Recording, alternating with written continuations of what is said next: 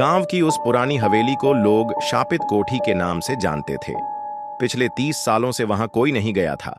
कहा जाता है कि वहां रहने वाली ठकुराइन ने अपने पूरे परिवार को जहर देकर मार डाला था और फिर खुद को आग लगाकर आत्महत्या कर ली थी।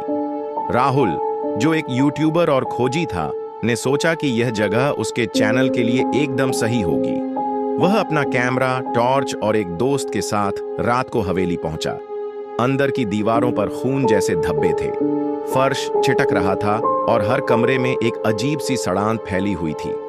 तभी एक कमरे से किसी औरत के गाने की धीमी मगर डरावनी आवाज आई।